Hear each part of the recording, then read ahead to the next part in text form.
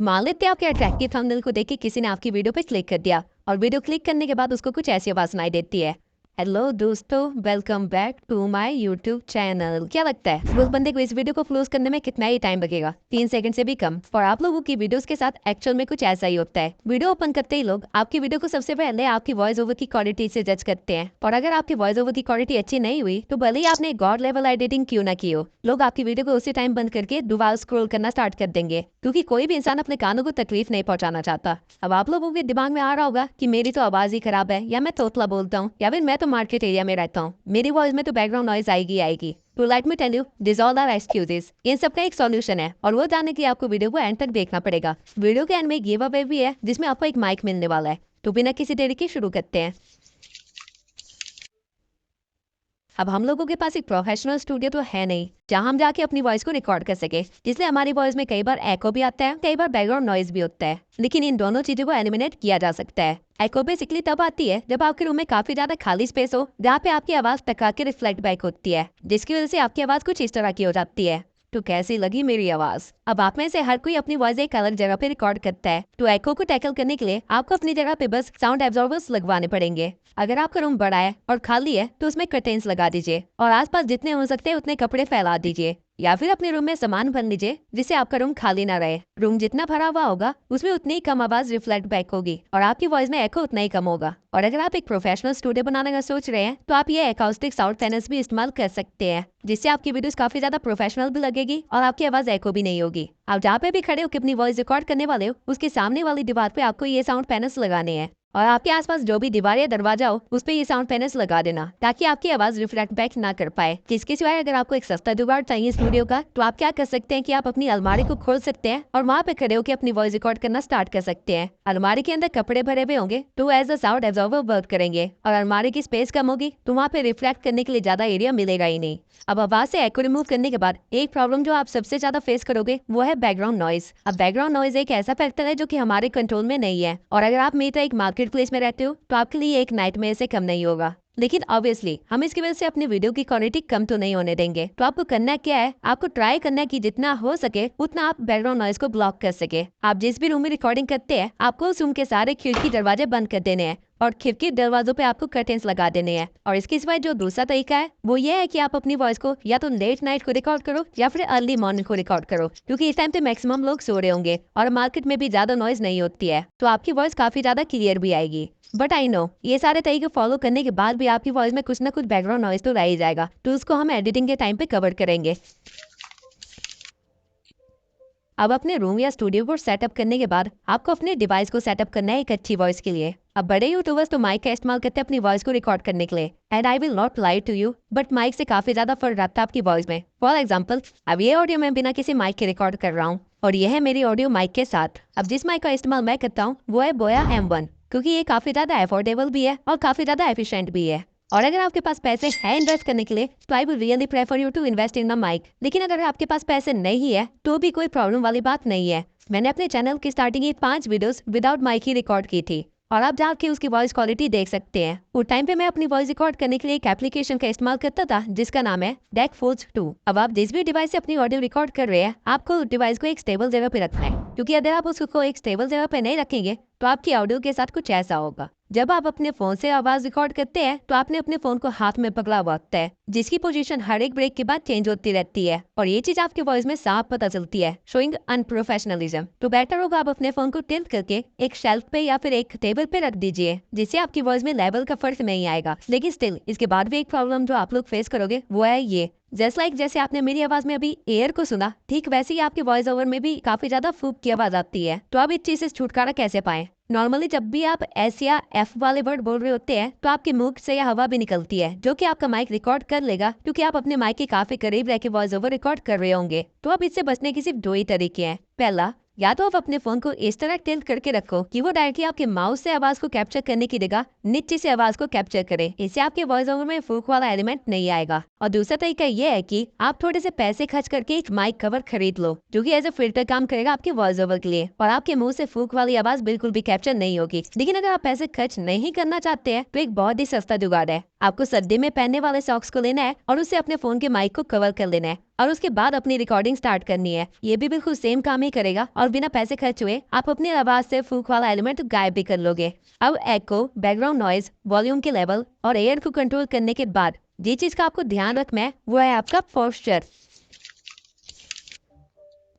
अब रूम और अपने डिवाइसेस को सेट करने के बाद आपको उस चीज को सेट करना है जो कि आपका वॉइस जनरेटर है, और वो और कोई नहीं, आप खुद ही हो। अब अगर वॉइस आपके गले से जनरेट हो रही है तो ऑब्वियस सी बात है कि वॉइस को सेट करने के लिए आपको खुद को भी सेट करना पड़ेगा। अब मैं ये नहीं कह रहा कि आपको दूल्हे राजा बन के तैयार होना है, बल्कि मैं कह रहा हूँ कि खड़े होकर अपनी वॉइस को रिकॉर्ड कीजिए। अगर आप बैठ के अपनी वॉइस को रिकॉर्ड करते हैं तो आपका शोल्डर एरिया आगे की तरफ टिल्टेड होता है और आपका चेस्ट कंप्रेस्ड होता है, जिसकी वजह से आपकी आवाज दबी दबी सी आती है। वही अगर आप खड़े होके अपनी स्पाइन को सीधा रखने के बाद एक लंबी सांस ले और फिर अपनी वॉइस रिकॉर्डिंग स्टार्ट करे तो आपकी वॉइस में काफी ज्यादा फर्क आएगा, क्योंकि आपके शोल्डर सीधे हो चुके होंगे, आपका चेस्ट एरिया इंक्रीज हो चुका होगा और आपकी वॉइस में एक डेप्थ फील होगी। इसके सिवाय अगर आप चाहते हैं कि आपकी वॉइस में ट्रेबल ज्यादा है, यानी आपकी वॉइस ज्यादा क्रिस्पी लगे, तो आपको अपनी वॉइस तब रिकॉर्ड करनी चाहिए जब आप जस्ट सो के उठ रही हो, क्योंकि उस टाइम पे आपकी आवाज काफी ज्यादा डीप होती है और ट्रेवल उसमें काफी ज्यादा होता है। और यही रीजन है कि लड़कियों को स्लीपी वॉइस पसंद आती है। सिगरेट पे रख लो। इसके सिवाय आप खाना खाने से पहले अपनी वॉइस रिकॉर्ड कर रहे हो या फिर खाना खाने के बाद अपनी वॉइस रिकॉर्ड कर रहे हो, ये भी एक बहुत ही इंपॉर्टेंट फैक्टर है, क्योंकि जब खाना खाने के बाद आप अपनी वॉइस रिकॉर्ड करते हो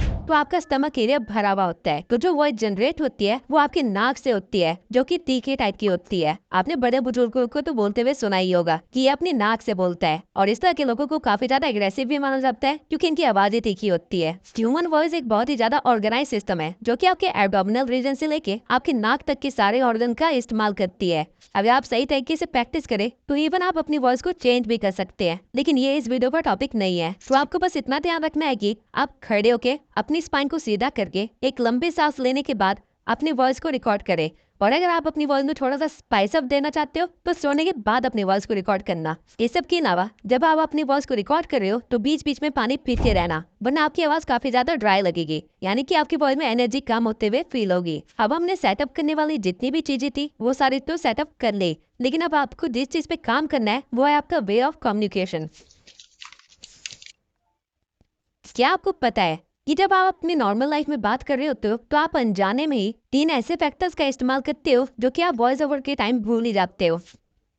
अगर सोचिए मेरे वीडियो कुछ इस तरह के साउंड करती तो क्या आप लोग मेरी वीडियो देखते? ऑब्वियस आंसर है नहीं। आप लोगों को कुछ सेकंड बाद ही नींद आने लग जाती। और वहीं अगर बाय चांस मेरी ऑडियो कुछ इस तरह साउंड करने लग जाए कि बहुत ही तेज हो, तब भी आप मेरी वीडियो को नहीं देखोगे, क्योंकि आपको कुछ समझ ही नहीं आएगा। वॉइस ओवर के दौरान आप लोग नर्वस हो जाने के कारण या तो बहुत तेज बोलने लगते हो या फिर बहुत ही धीरे बोलने लगते हो, जिससे आपकी वॉइस ओवर की क्वालिटी बिल्कुल ही खराब हो जाती है। तो ये चीज को आप सुधार सकते हो अगर आप ये एज्यूम करो कि आप सामने किसी बंदे से बात कर रहे हो। ऐसा करने के बाद आप अपने नॉर्मल पेस में बोलने लग जाओगे। अगर आप अज्यूम कर लेते हो कि आपका माइक एक रियल पर्सन है जिसे आप कुछ समझा रहे हो या फिर जिससे आप बात कर रहे हो, तो आपकी पेस ऑटोमेटिकली ठीक हो जाएगी। आपको इस पे ज्यादा मेहनत नहीं करनी पड़ेगी, लेकिन ऑब्वियसली ये चीज आप प्रैक्टिस के बाद ही सीख पाओगे।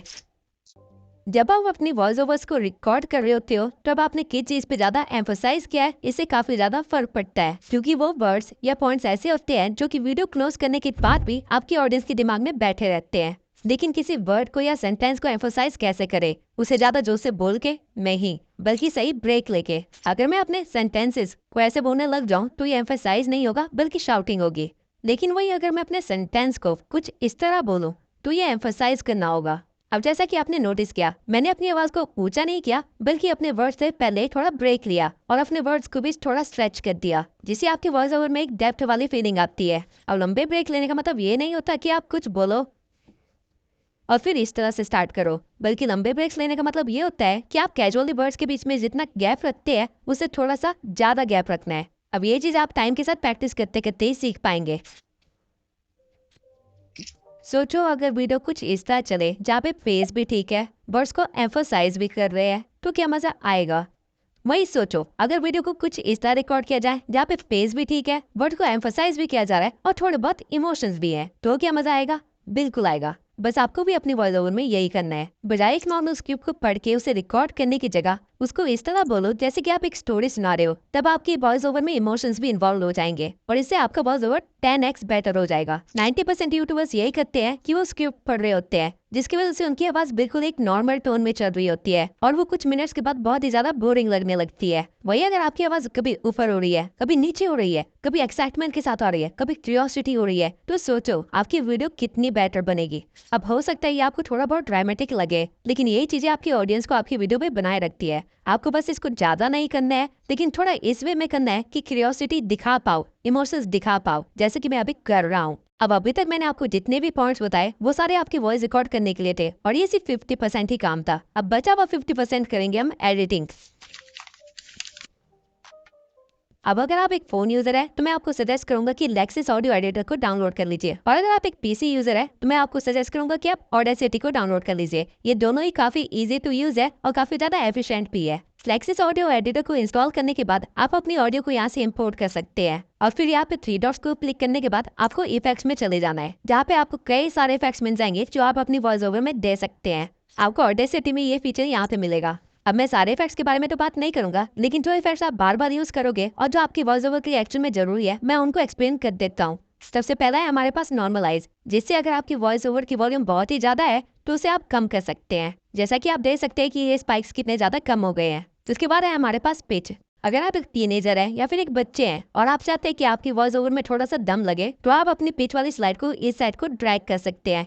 अब इस चीज को ज्यादा मत करना, वरना आपकी वॉइस ही खराब हो जाएगी। वही अगर आपकी वॉइस को ज्यादा ही डीप है या फिर कुछ ज्यादा ही गहरी है, तो इस स्लाइडर को आप राइट साइड को ड्रैग कर सकते हो, जिससे आपकी वॉइस में थोड़ा सा कार्टूनिश या बच्चों वाला इफेक्ट आ जाता है। अगेन इसको ज्यादा ड्रैग नहीं करना है, वरना वॉइस खराब हो जाएगी। ये आप अपनी वॉइस के अकॉर्डिंग देख सकते हैं। पिच के बाद है हमारे पास नॉइज रिडक्शन। अब वीडियो के स्टार्टिंग में मैंने जो सारे टेक्स्ट बताए थे और जिसके बाद हमारे पास फिर भी बैकग्राउंड नॉइज बच रही थी, उसको आप यहाँ से रिमूव कर सकते हैं। जितना ज्यादा आप थ्रेशोल्ड को बढ़ाएंगे उतना ज्यादा ही वो बैकग्राउंड नॉइज को दबाएगा, लेकिन मेक श्योर ये भी अगेन ज्यादा मत करना, वरना वो आपकी वॉइस को भी कट करने लग जाएगा। उसके बाद है हमारे पास इक्वलाइजर एंड एम्पलीफायर। अब ये ग्राफ आपकी वॉइस के बेस एंड ट्रेवल को शो करता है। लेफ्ट साइड वाले जितने भी स्लाइडर्स है वो सारे आपके बेस को कंट्रोल करते हैं और राइट साइड वाले जितने भी है वो आपके ट्रेवल को कंट्रोल करते हैं। अब आप अपनी वॉइस के अकॉर्डिंग देख सकते हैं कि आपको बेस बढ़ाना है या ट्रेवल। अगर आप चाहते हैं कि आपकी वॉइस क्रिस्पी आए तो आप अपने ट्रेवल को बढ़ा सकते हैं। वहीं अगर आपको लगता है कि आपकी वॉइस ऑलरेडी काफी तीखी है तो आप अपने वॉइस में बेस को बढ़ा सकते हैं। अब ये टोटली आपके ऊपर है कि आपकी वॉइस कैसी है और आपको किस चीज को बढ़ाना है या कम करना है। अब इसके साथ आप आराम से एक्सपेरिमेंट कर सकते हैं और एक पूरा दिन लगा सकते हैं अपनी वॉइस को अच्छे से जानने के लिए, क्योंकि ये चीज आपको फ्यूचर में बहुत काम आएगी। अब इसके सिवा यहाँ पे और कई सारे इफेक्ट्स हैं जिनको आप एक्सप्लोर कर सकते हैं, लेकिन इनकी जरूरत आपको नहीं पड़ेगी या फिर बहुत ही क्लियरली पड़ेगी, तो ये टोटली आपके ऊपर है।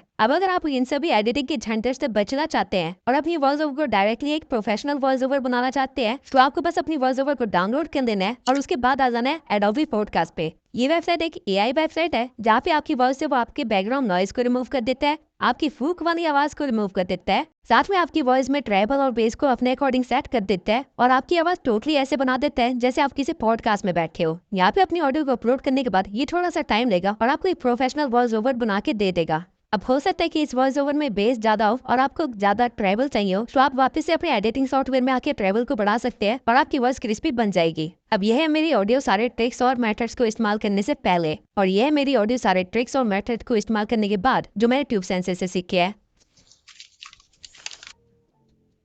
आई होप ये सारे मेथड इस्तेमाल करने के बाद आपकी वॉइस ओवर इम्प्रूव होगी और आपकी वीडियो पे और भी ज्यादा व्यूज आएंगे।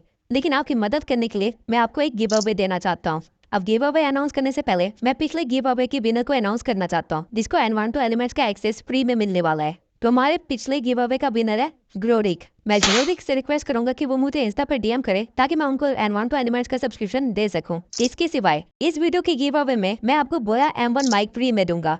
गिव अवे में पार्टिसिपेट करने के लिए बस आपको एक अच्छा सा कमेंट कर देना है और चैनल को सब्सक्राइब कर देना है, और ठीक इसी तरह मैं अगली वीडियो में विनर को अनाउंस करूंगा।